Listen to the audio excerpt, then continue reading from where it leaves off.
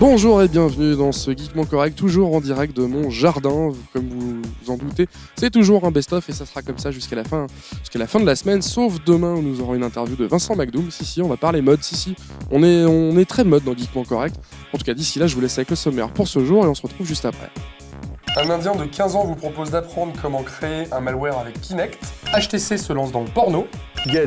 Bill Gates, le retour. Et son du genre par Bérangère.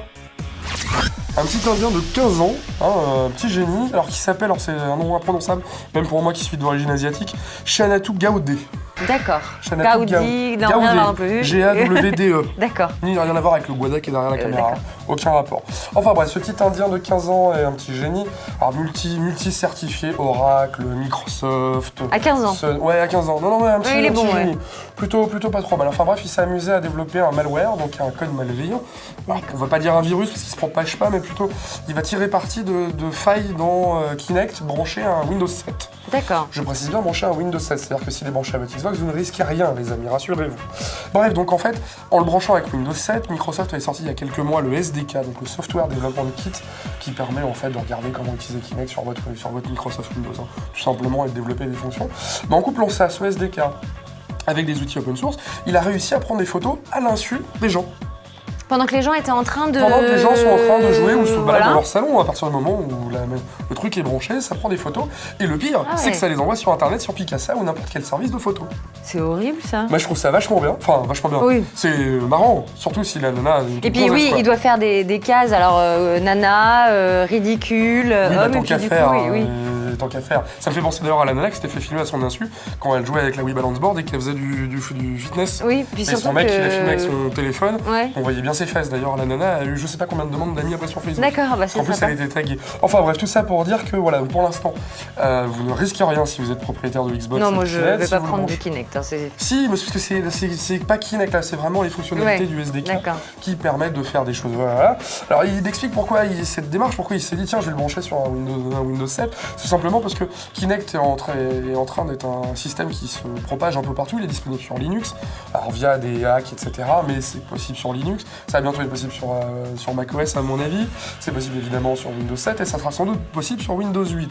Donc on va avoir toute une nouvelle gesture, des nouvelles manières d'utiliser votre ordinateur. Et il s'est dit, mais demain on va peut-être pouvoir faire des choses avec. Donc si je commence à regarder un peu comment faire des malwares, je vais être le roi du monde. Bon, je rappelle que le monsieur a quand même 15 ans, donc j'espère pour lui qu'il pense pas trop à mal.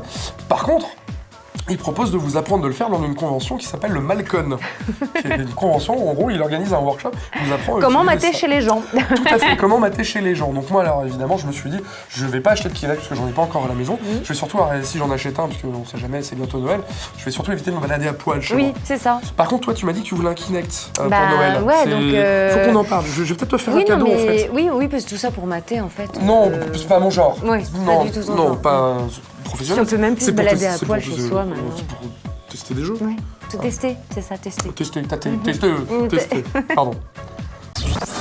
Bérangère, si je te dis HTC et porno. Oui, non, je vois pas le rapport là. Pourtant, il y en a un. Ouais.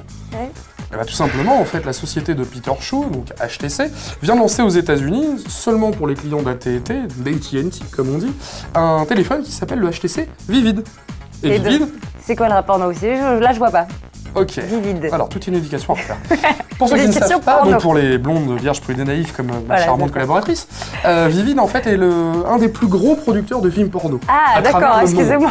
Je peux même te dire que le siège social est à Barcelone, enfin bref, c'est un autre débat.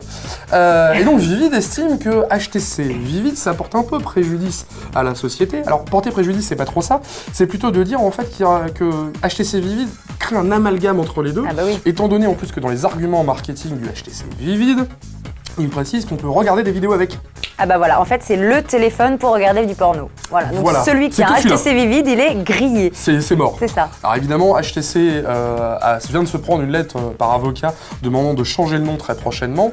On sait pas ce qu'il en est, mais moi en attendant, j'attends qu'un seul truc. C'est le Dorsal Phone. Le Dorsal Phone. Attends, mais je rêve d'un Dorsal Phone, surtout pour vous, mesdames.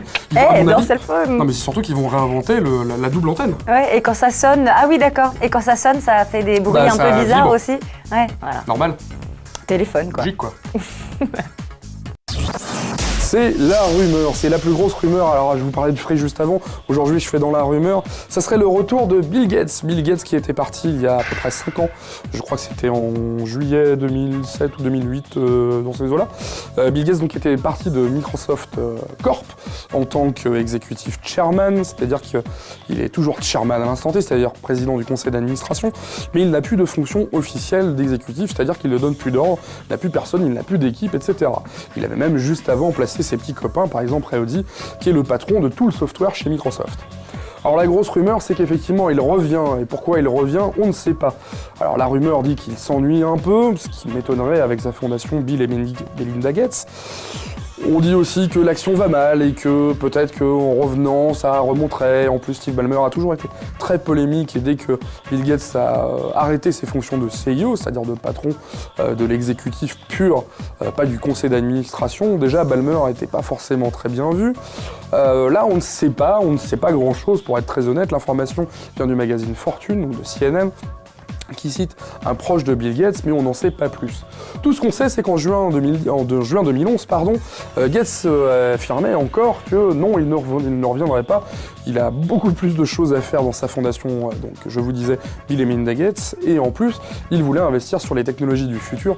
Alors je crois, faut vérifier, mais je crois qu'il y avait un truc avec les matières fécales voilà, je vous laisse regarder un peu le blog de Bill Gates. Tout ça pour dire que depuis juin 2010, il ne dément plus la rumeur et qu'il pourrait vraiment revenir. Ce ne serait pas la première fois qu'on verrait un géant du logiciel revenir dans sa société. On peut par exemple ne citer que Steve Jobs qui était revenu à la demande des investisseurs, ou même Michael Dell, donc le patron de Dell, qui était parti puis revenu. Donc on ne sait jamais, moi personnellement ça me ferait plaisir qu'il revienne, c'était quand même un grand monsieur, et je pense qu'il a de belles choses à faire, ne serait-ce qu'avec les Windows Phone ou avec Windows 8, qui sortira à mon avis quasiment en même temps que son retour. Donc aujourd'hui, je vous parle de Pure Soul, tout droit vraiment venu des États-Unis. C'est la vraie soul qui vous donne envie de vous caler dans une couette et d'écouter le son et de rêvasser. Juste après Manu sur le hashtag ouais, en fait, Vivid, et d'utiliser votre super téléphone Vivid. Voilà. Dans cell phone. Et ben en fait, l'artiste qui me fait cet effet-là, et ben c'est Charles Bradley.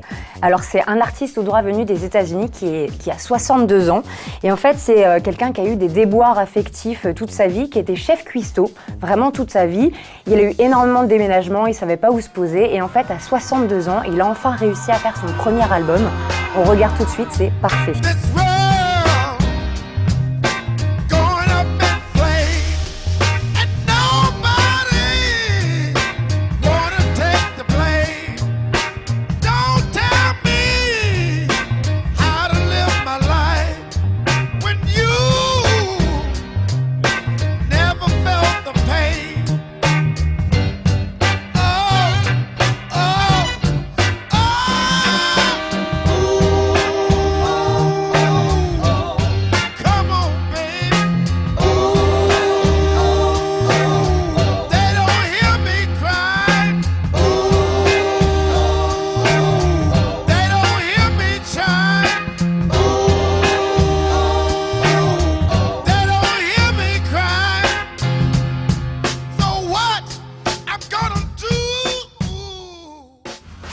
Merci de nous avoir suivis pour ce best-of de mercredi. C'est une belle histoire, cette petite histoire avec Charles Bradley, SDF, qui devient un super chanteur, qui a une très belle voix d'ailleurs.